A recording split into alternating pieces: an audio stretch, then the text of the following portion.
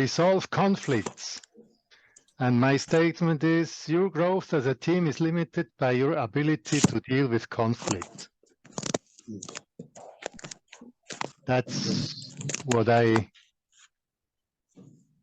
that's my statement, and let's see if there's some truth in it. But first, let me, now it should work. Huh? Let me present myself a little bit. Markus did something, some already said some things. I will repeat some of them. This is Dorothea, my wife, and me. Last Sunday, we have celebrated the birthday of my mom. She turned 85 this week. And these are my children. They are 4. It's David. He's CEO of the company. And then is Tabitha. She is married to Solomon from Ghana, and they have Yeng. And soon a second child. David has 3 children. The next one is Rachel. She has Levin, and Miriam is the youngest. All of them are married. In 1984, after my apprenticeship as a welder, that lasts 4 years in Europe, in Switzerland, we went to Chad to build a hospital and many other things. So we spent 3 years in Chad. That's also where David was born in 1985. And you see, on the other hand, Ghana, with a bookmark there, the yellow one, you see that's where Solomon is coming from. So we have traveled to Ghana, traveling from Accra to Wa. And the other part of Africa I know a little bit is Malawi, Lilongwe especially. So you see the connections I have with Africa over the years. But in 93, we have started our business. So our business, the Gyger Metallbau AG, turned 30 years old this year on the 1st of February. This is the original advertisement for our founding meeting.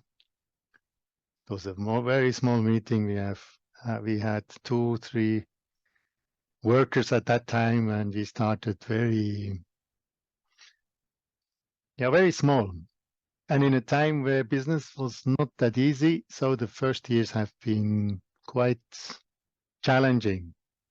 It took me long to come to a good working team.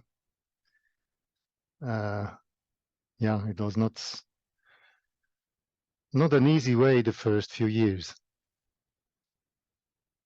Over time, we have more and more specialized to the stair building. It was not from the beginning, but after 2-3 years, we started to focus on stairs, and we have never quit that really from, this was the first product we really focused on, and we have built up a lot of expertise in this regard. So I show you some examples here. This there is one in the French part of Switzerland, and this one as well. This is in Geneva. And the last one I'm showing you is, no, it's not the last one, but it's one in our hometown in Thun. And there are a lot more stairs you can look at. You see the web address. If you want to have a look, you can we have built now more than, I think it's in the hundreds of stairs. It's close to 100 every year. What is a speciality of our company is we have maybe trained 30 apprentices over the years, all with their 4 years training, and we send all of them for a practical to Chad. So they are for at least 1 month. They go to visit the place where I started the hospital, the construction of the hospital, because over time there's a workshop now, and they are training apprentices in Chad. So welders and carpenters. And so our apprentices from Switzerland, they stay some weeks with them to share knowledge, to work together, and they appreciate it a lot, because once they are there, they see that they have learned many, many things, that they are way ahead of what the apprentices in Malawi learned, and that's, for them, it's very good a good encouragement to see that's really worth the training. And for the apprentices in Chad, it's also very encouraging to work with Swiss apprentices, because what I observe, artisans are not that well seen in Africa as they are in Switzerland. If you are an artisan and you have learned your profession in Switzerland, you are respected. What I see, for example, in Malawi, is that even if you have had your trainings, you followed your vocational training, artisans often feel like having less value than someone who has followed more academic training. But this is completely wrong. How can a society look good if there's no one around who builds the doors, who builds proper houses, who take care of streets, of infrastructure? And having a look at the infrastructure and in Switzerland and in Malawi, you can exactly see where artisans are valued and where they are not valued. So that's something I'm fighting for, to really value trainings of apprentices, of artisans, because it's something very, very important to build up a nation. The next slide, as Markus already said, I'm also a member of the board of Mercy Air Switzerland, and we have 3 helicopters operating mainly in Mozambique. But this year, after the cyclone, it was the very first time that the helicopter operated for 3 weeks in Malawi. And it took us a year to come to that point, to have built up the relationship. And now it was a very, very good experience. And the helicopter has moved tons of tons. He flew around hours of hours, days of days, for hospitals, to bring food, medication, goods. It was a very, very good experience. I've not yet met the pilot since he is back, but I will have a meeting soon with him and share how it was and how we can develop this. So Mercy Air is a Swiss organization, Mercy Air Helicopter. but there are branches in Germany, in Sweden, in US, in South Africa, in many places. And they are not only the helicopter, there's also a fixed wing department. It also connected me to many NGOs and initiatives in Africa.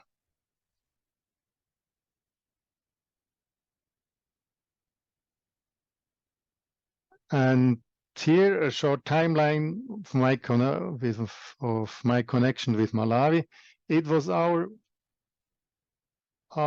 intention always to go back to Africa once the children are grown up. And that's what we started since 2006. We started to visit Malawi, and in 2014 we founded the company King's Real Estate. And 2 years later, in 2016, we had the first trainings with artisans in Lilongwe. And after that, we had on a regular basis some trainings. And in 2020, we decided to found King's Institute for Transformation, to have a vessel, a structure for all these trainings and activities around teaching and training and seminars. Now let's go back to our team. Your growth as a team is limited by your ability to deal with conflicts.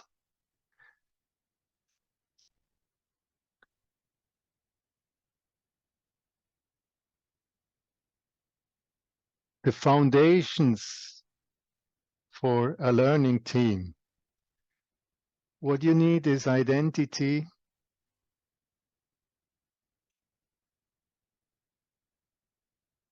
or how to say it, the foundations for a learning team. A team is not what makes really that a team is a team. It's not only that you have some people together doing things together. I learned over the year what it takes to be a learning team, and a team is something very powerful when it's learning, when it is able to learn from mistakes that happened. But it takes some foundations to really be a learning team. And for me, the basic thing that's not obvious on the first look is the identity of every team member.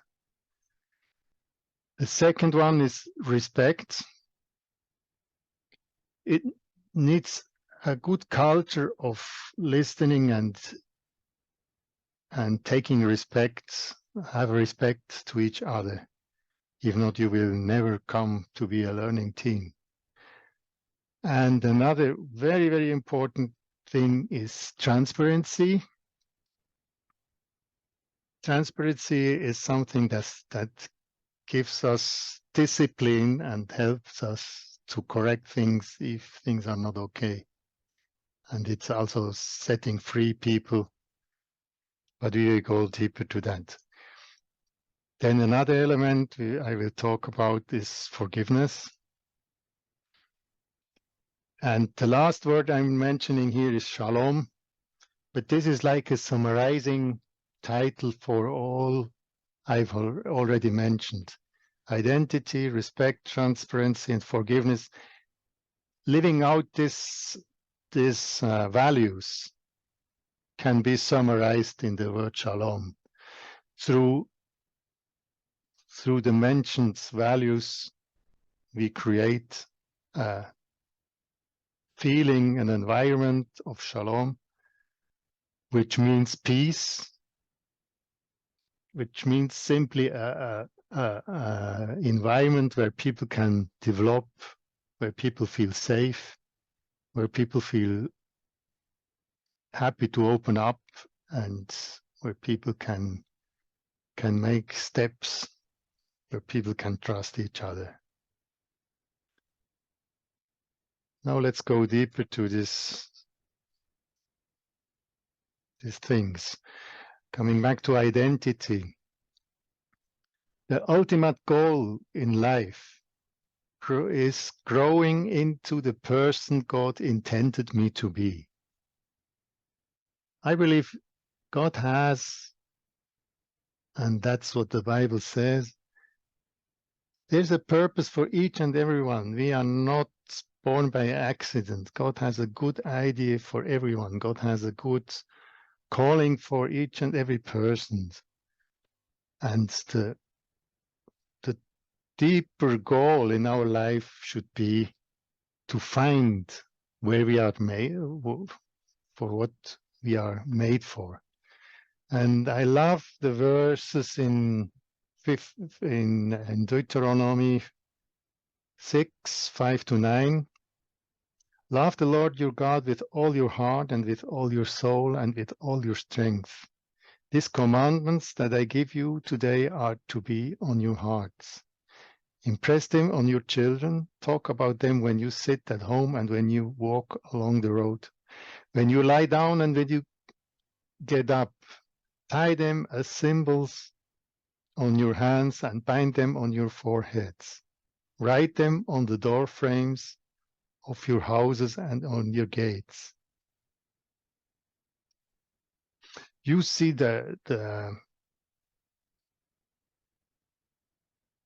intensity of these verses. Moses is really making it very clear that knowing God and his commandments is very important, because God's truth will set us free. And to find God's truth is something we can only find God's truth through searching, through using our brain. And not only our brain, it's an action that takes our whole life. Many things are learned not only by listening. Learning means action. Learning means we learn and we do what we hear. We put in practice. We train together with our children. It's me, it's my heart, it's my brain, it's my soul, it's my strength. It takes my full life to learn to know God and to learn to know God's truth. Because it's only God's truth that sets me free. Life, experience, things that happened around me, that happened to me, can give me wrong signals, can give me feeling that life is bad, that life is difficult. And if I focus on problems, I will not see what's really God's truth that is behind it.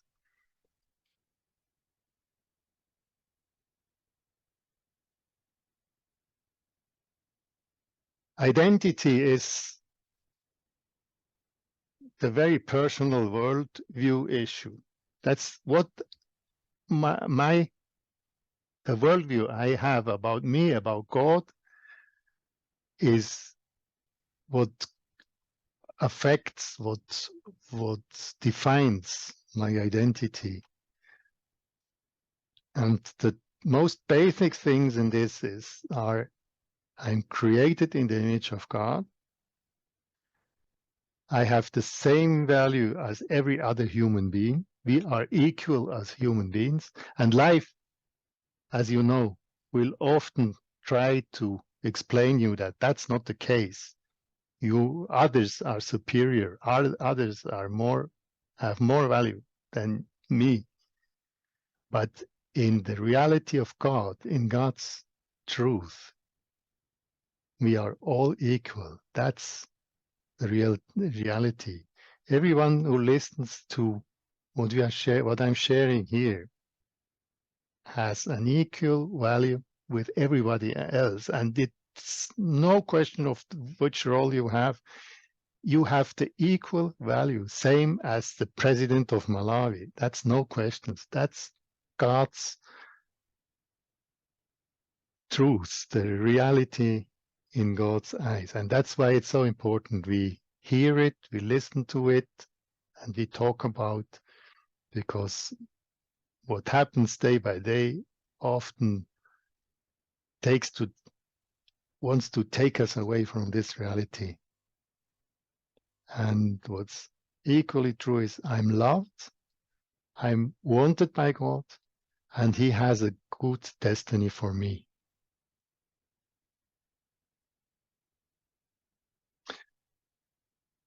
This was the part of identity, and the identity is the foundation in my life, and the team in a way can only be as strong as the identity of each and everyone in the team. And the goal for the team is to build up each other's identity. We can help each other to build up each other, but it's a deep foundation for the team. Second value is the respect. This is now a corporate worldview issue. That's respect is a relational thing. And I make always very clear in the team that we are all created in the image of God. We have all the same value, regardless of position or salary or whatever we do in the company. As a leader, I have always to let people feel and know that they are equal and that everyone is loved, and that there's and everyone has a destiny, and that for each and every life there are good intentions, and we have to discover them. As a team, we can help each other to discover the destiny of each other. Then as well, every opinion counts. So it's worth to listen to each other. We are often tempted to listen to the boss, but not to the gardener. But it's an experience I made over and over again, that sometimes the one that looks the weakest in the team has the most valuable input. So it's always good to listen to each other.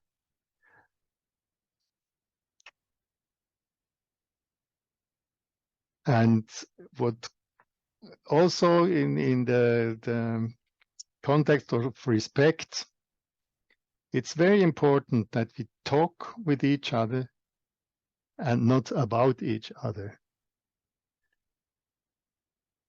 Listening and talking with each other is building up the team. Talking about each other is tearing the team down. So if we have something to say to someone, address it, talk with this person, but not talking behind the back of others. This is respectless, and it tears down the team. It weakens the team.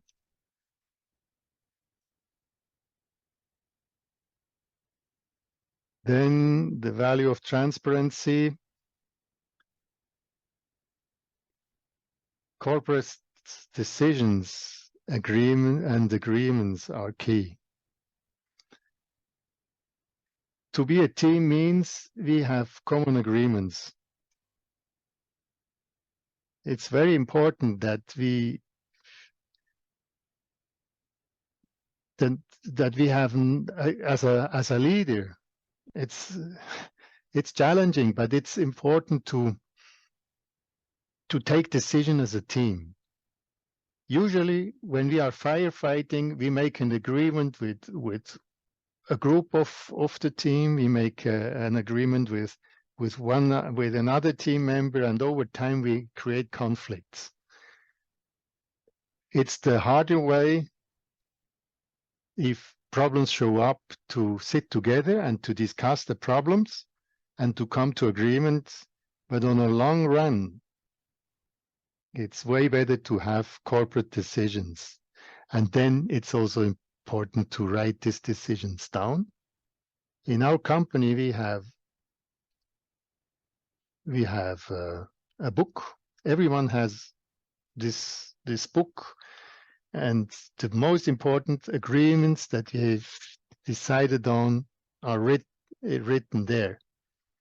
From time to time, the decisions need to be reviewed. We go back to the original version, what we have written down. How do we handle this and this? And maybe we need to rediscuss it. Maybe we will add something, we will remove something. But these things we work them out together. That's why we meet regularly. We establish systems, we establish pattern, processes, agreements. We, as a team, the office team meets once a week, and we always have a look at what have we to change, what have we to make more precise, what have we to remove, where have we failed, what went wrong, what was not clear, what can we learn.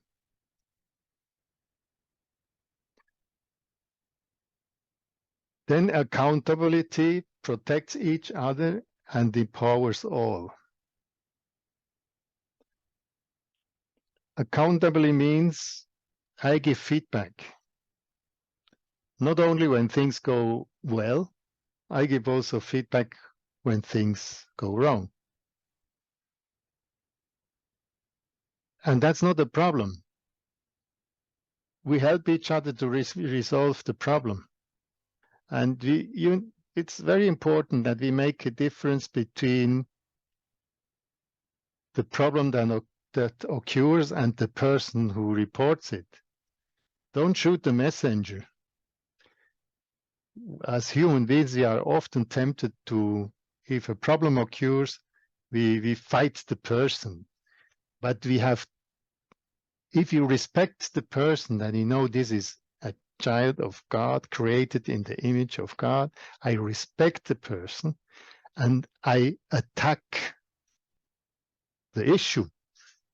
If something went wrong, I will clearly say it. This is wrong. This is not working. You need to change it. But it has nothing to do with the value of the person. I know each and everyone has always to deal with, because me, as the one who is affected with the problem, has also to deal with it. Maybe I can even say it, but the person will feel attacked. But it's always good to make it very clear. Sorry, what you made here was wrong.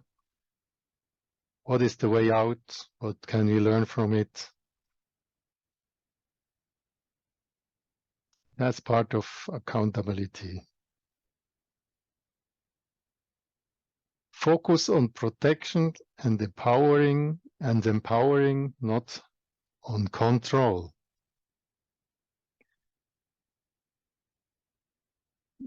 That's a challenge with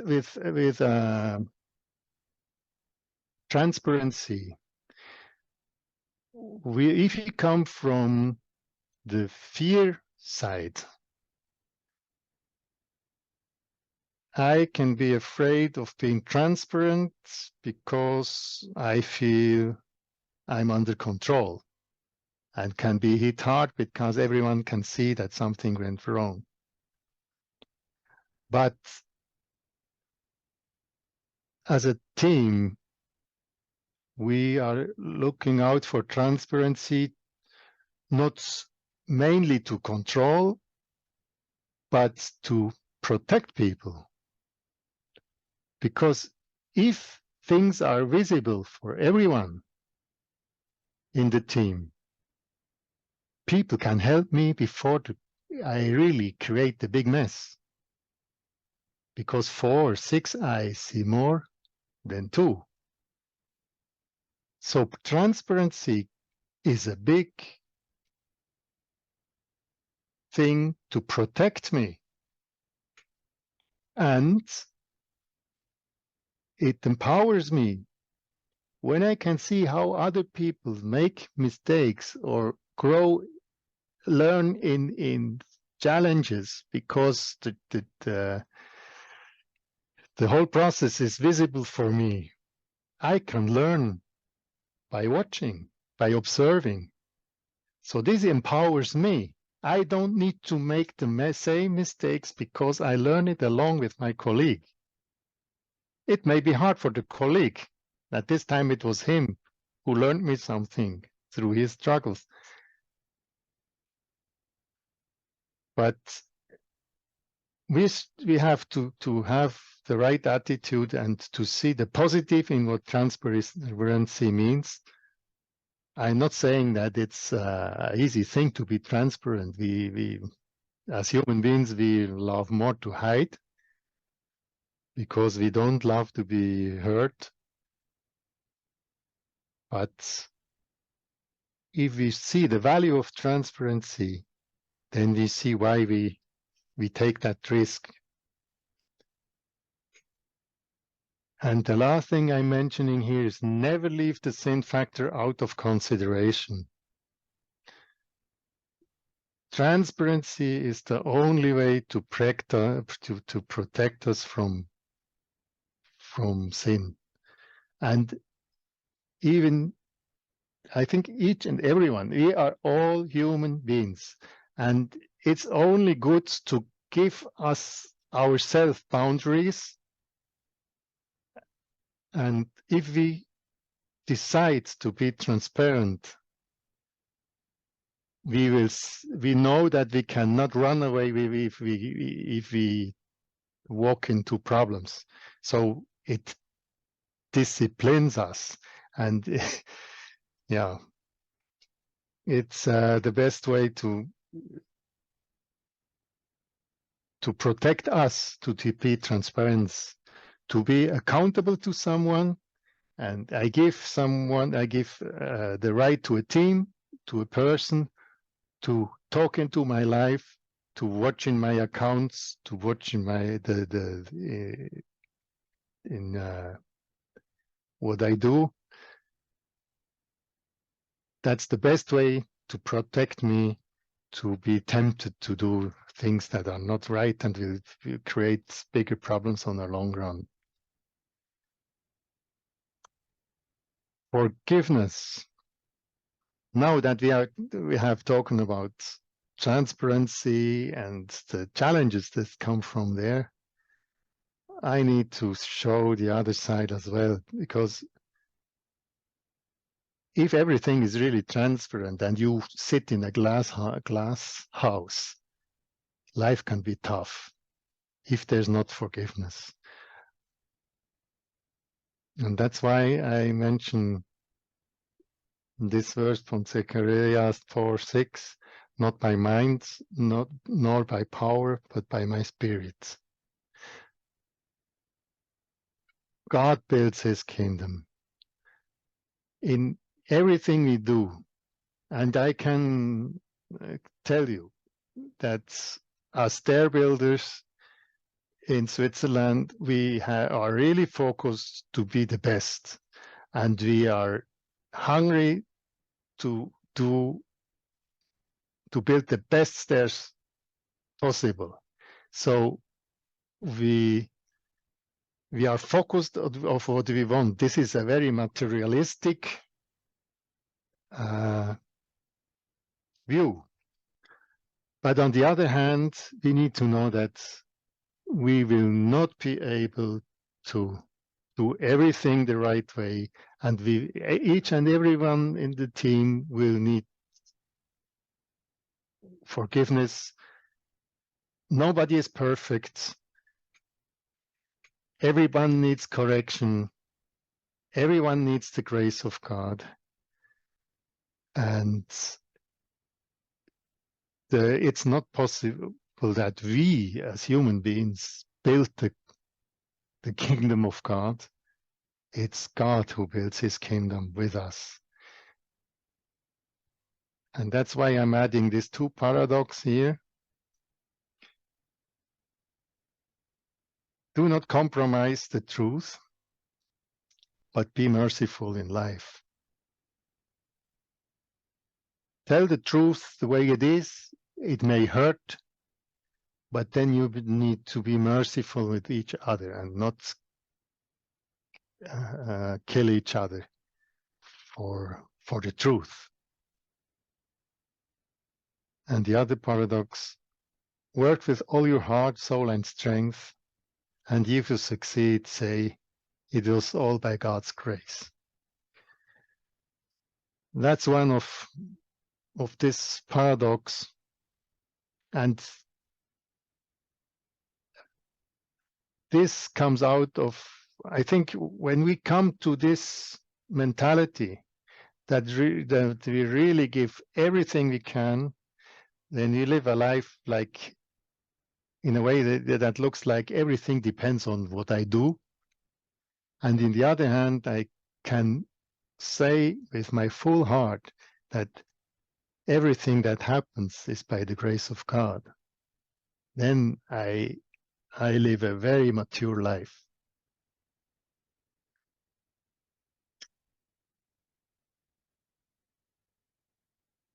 And this is finally the shalom that comes of all these elements together create this shalom, this peace, this environment where people can develop and feel home, feel safe to develop themselves. It's all about developing an environment of shalom, building up trust. In an environment of shalom, team members develop their potential. And we have seen that again and again. The people that have, in other companies that have not developed, that look shy, that have not been successful, coming in an environment where you are trusted, where you can feel safe here, where you are not made down. They started to develop, and they showed really how it was possible to discover deep, deep values in them. That's one of the most amazing things I have seen in teams. And that's also what leads me to the comment that we have not yet seen the full potential of a team.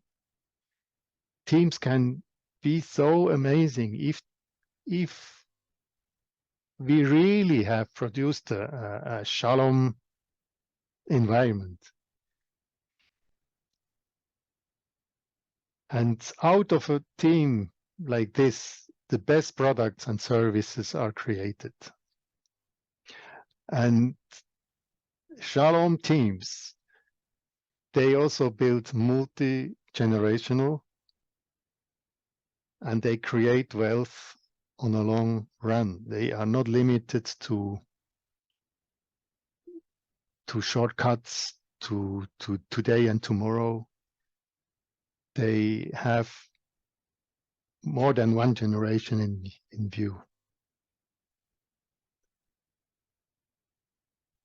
You can summarize it with this statement: money is a fruit, not a goal. Business teams are for people and not for money.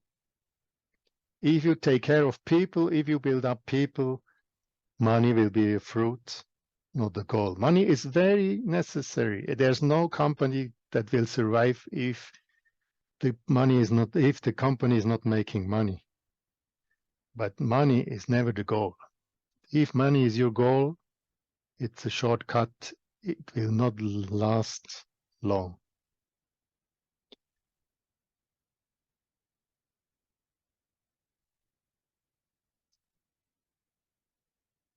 This book has helped me to understand something. important. It's written by Caroline Leaf. Who switched off my brain?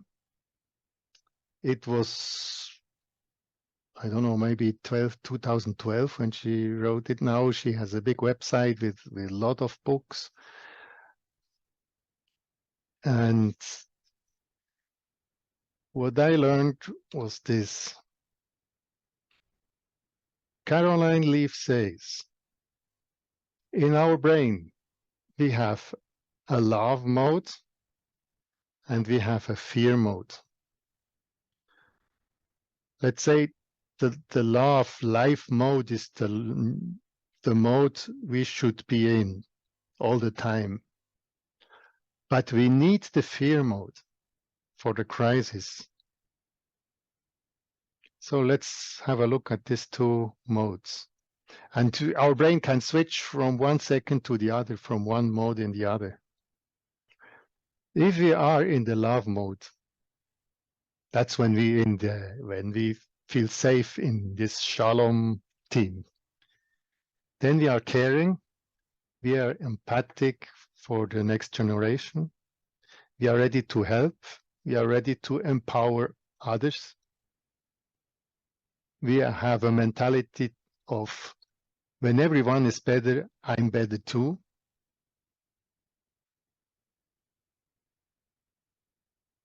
In the love mode, we are able to admit mistakes and not afraid to address conflicts because we feel safe. But when a crisis happens, we switch, and we have to switch. That's in war, times of war or times of a crisis, of a flood or whatever, the house is burning down or whatever happens, we switch to the survival mode and we are firefighting. Some will run away, others will fight, or sometimes we will run away or we will fight, depending on what exactly happens. Our thoughts focus on the absolutely most important things, and we forget a lot of things. We focus on the absolute necessary elements, and it's self-protective. We protect ourselves because the crisis is so big, it hurts. We are not able to look at what happens. We suppress the dramatic elements, and this can go to it can happen that, and it happens regularly when people are go through very dramatic situations, that if you ask them 1 year later, they will not even know what happened. The brain was able to spare that out, to cut that off,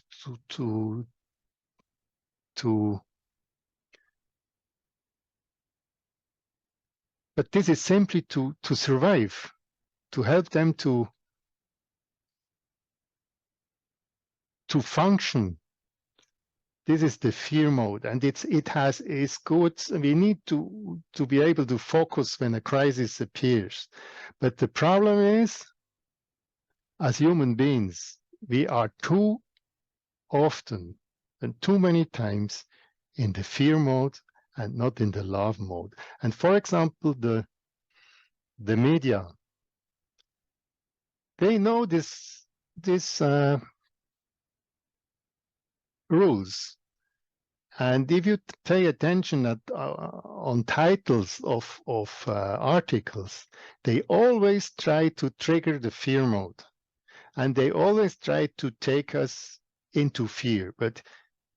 And if the same with teams, the same with governments.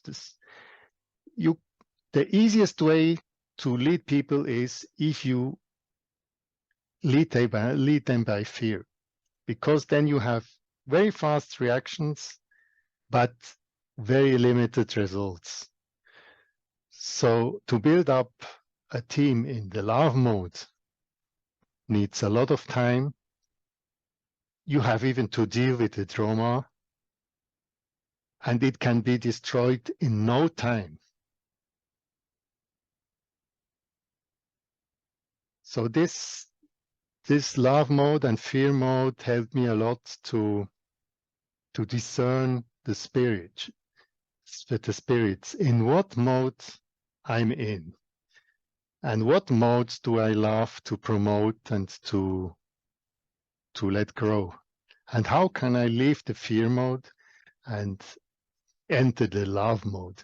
And it's not an accident. If you read the Bible, how many times comes the expression, don't be afraid?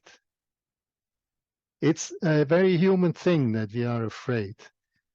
But to build up a good team means we need to fight fear and to build shalom.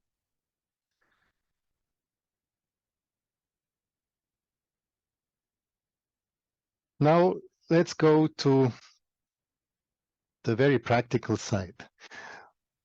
This is inspired by Good to Great. That's a book from Jim Collins. And the foundation of it is the concept of the flywheel. And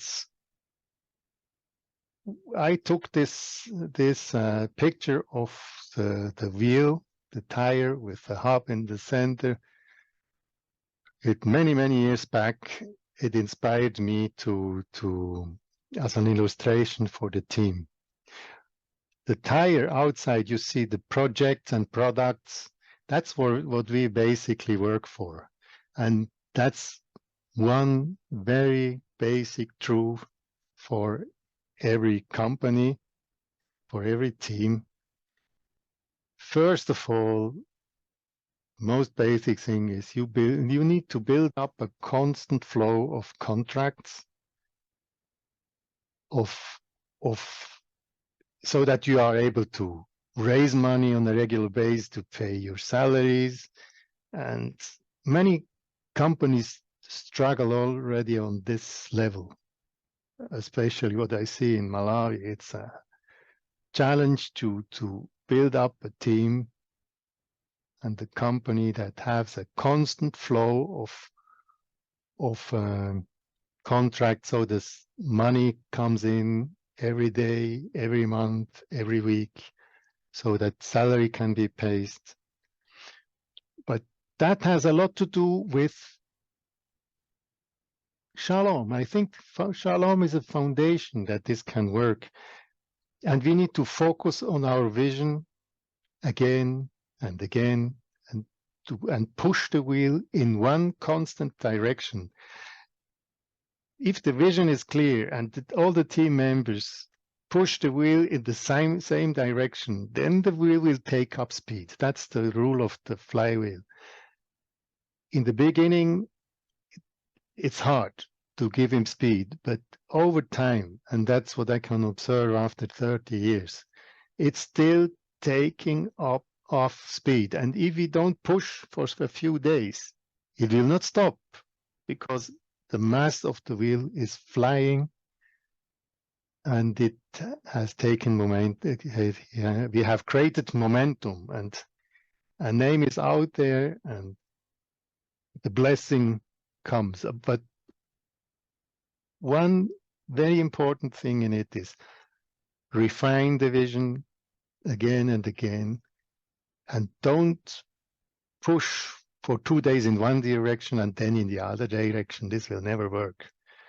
It needs a constant push in one direction, and this takes time.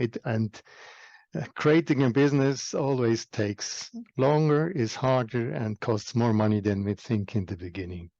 That's an old truth. And then the hub in the center. Graze the wheel. I know this expression, grazing the wheel, has different meanings, but I use it here. If the hub is not really flowing, the wheel will also stop, will heat up and lose momentum. So to make this hub really fly, you need to build up the team and you need to resolve conflicts. Because if conflicts are there, it can heat up and block the wheel. Now, whoever joins the team invests truth. You take a decision, you join a team and you give it like a credit. And this credit needs to be confirmed, but it can also be disappointed. You have expectations.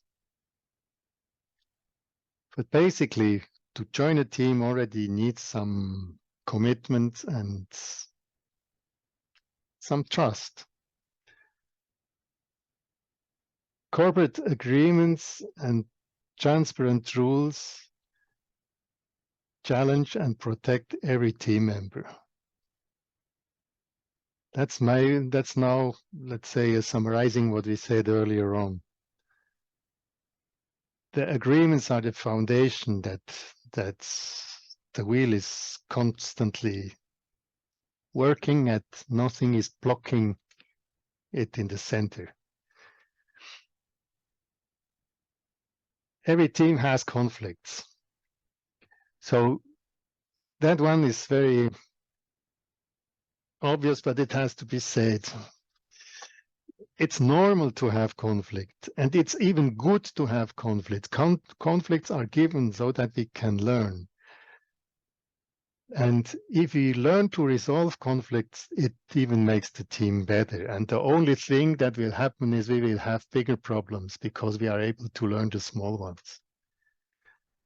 And this really builds up the team, because the better we learn to resolve conflicts within the team, the better we will also be able to resolve conflicts outside the team. And the better we help others to resolve issues, the more we are a service to others, a blessing for others. But if we don't resolve conflict, we slow down the wheel, it consumes energy, it destroys trust, it destroys shalom, and on the long run, we lose team members, which is a very painful thing. We have invested for years, and because we are not able to resolve conflicts, people will quit.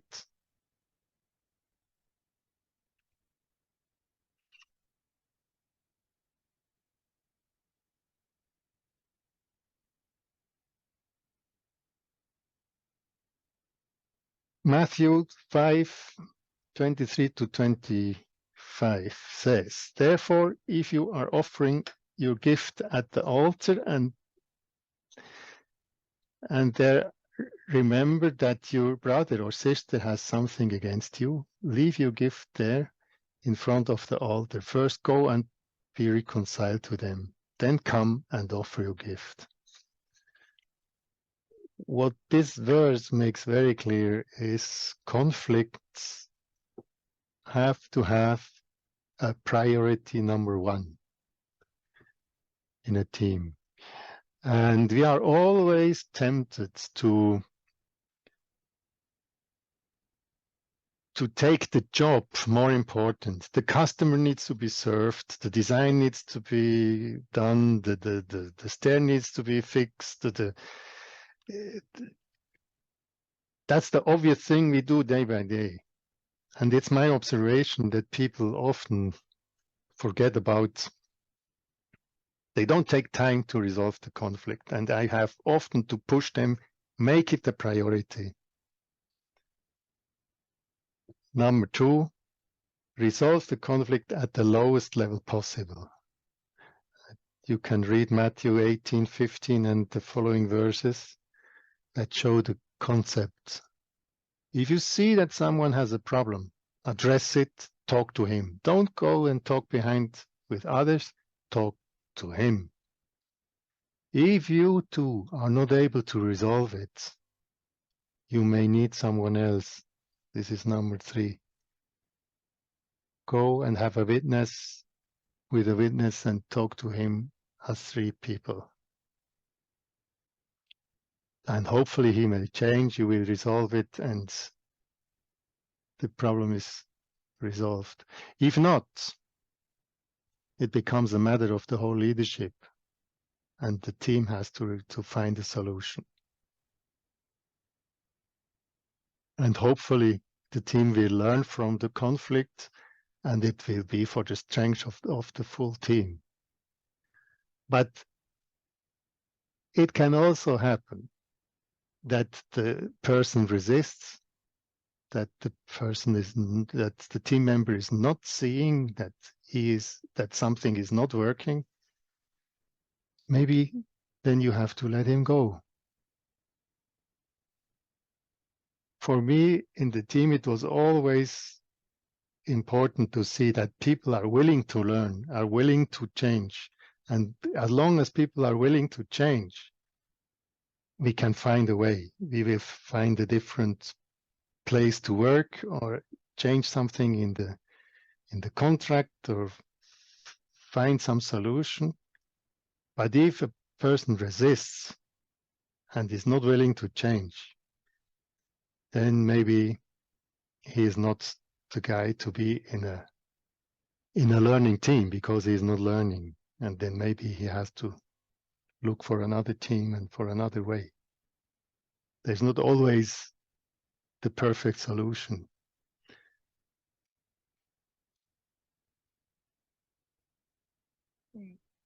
And I had to learn that the hard way several times. But most of the conflicts along 1, 2, 3, 4, they are resolved, and the team has learned and grown. Okay, that's it. Now you may have some questions. Yes, thank you very much, Markus. It was great. So you took almost the whole time, but it was good. So you could go, I think you can go on, but let us have, I will not summarize it. Let us have time for some questions.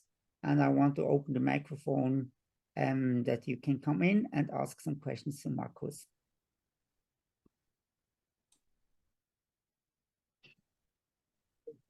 Good day, everyone. My name is Dan King.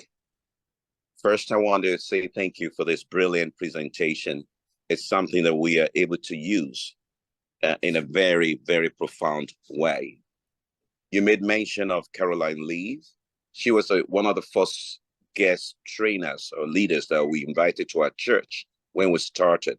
But I must confess to you that I didn't understand some of the things that she said then fully until today, where you were speaking. So personally, I want to say thank you, Brother Markus. It's a brilliant presentation. Secondly, the Shalom concept actually gets stronger and more impressive for me, understanding this as a corporate culture, not something restricted to worship, but as a lifestyle and a world view. And that's something that really, really touched me today. So if I have any question, I will ask, but I just wanted to get this out to say thank you. You're welcome. Thank you. Thank you, John. Thank you for your feedback. You're always so positive. That's great. I see leadership in you. Thank you. Some other feedback question?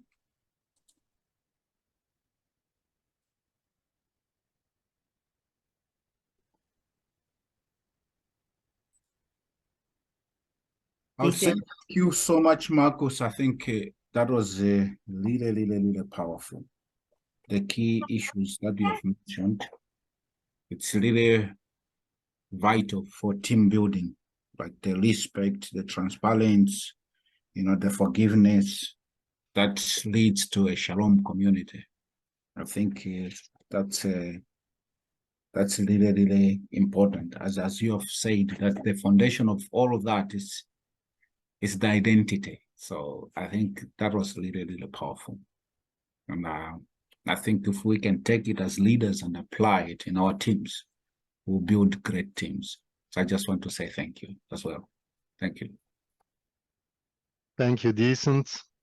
Yeah, I know it's at the core of everything, and you can apply it to NGOs, to churches, to families, to every single team. And that makes life so powerful, and discipleship is everywhere.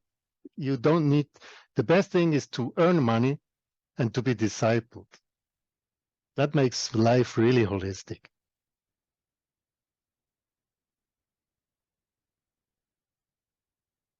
Yes, thank you so much.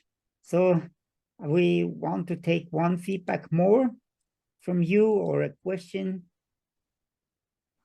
before I give my comments. Yes, I'm Stephen Chilo. Yeah, I would like just to thank Markus for the great teaching. I think I've learned a lot on the hub, that always, if you don't grease it, I think it can't function well. So I think this is something good that I've learned, that we should believe in teamwork, not just thinking of individual, like what we normally believe here in Malawi. So I think, and also I can just give a feedback that since I started participating in this leadership course, it's helping me a lot. I've changed in many ways, that the way I do my things now, and most of the times, the week that that we are learning something is the week that I'm learning one of the mistakes that I've done in that week. So I think it's helping a lot, and I think my life is changing. Yeah, I just want to thank for I'll go through it again, mainly on the hub. It's the one that has touched my heart so much. So thank you very much for your teaching. You're welcome. Yes, thank you so much, Steve, for the feedback. I think we come to a close here. It was really great teaching, Markus. Thank you so much for it. I was also inspired. I tried to write down the things that you said. I in the beginning, you said, we look how far we go. I was not too sure if you think you will finish earlier, but I think you have a lot to say, and you are a good teacher, and I really appreciate that. I enjoyed your teaching, and I think teamwork is really the center of everything. And I commit my sin. I have to work in a team. I have to, you remembered me again, how important it is. It's not the product. It's not what is coming out, and it's not the money. It's really the relationship, and it starts in building a strong team. And this, and Markus, you know what we talk about now, because we had yesterday a really important meeting together about our teamwork in Malawi. But thank you very much. And Markus, I appreciate you, because I know you are somebody who not just give a teaching, you are really build it, and you are living it. And I can see that in your company, but also in our partnership. So thank you so much for your teaching. So I just look forward for next month. So next month we have Joel, I just have to look the name, Joel Wuadan, sorry, Joel Wuadan from Switzerland. He is also the leader of John Maxwell Institute in Switzerland, and he is the leader of Leaders Forum. I don't know exactly how is the company called, from Switzerland, and he has a lot of names, and it's also my mentor, and he's really a great guy and has a lot to say. He is teaching in the university in Oxford and in the government and so on about leadership. And so we really can enjoy when he talk about leader, inspire, and leave a legacy. So that will be next time it will be on the 9th of June.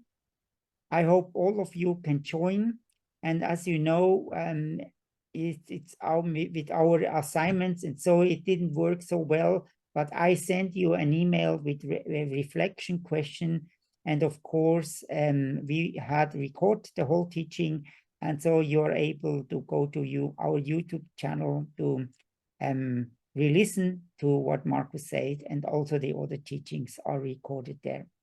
Thank you so much for your contribution. It was a great time with you. And if you have any questions or so, please let me know. It's really great to be with you together and partnering with you. Thank you very much and have a nice evening.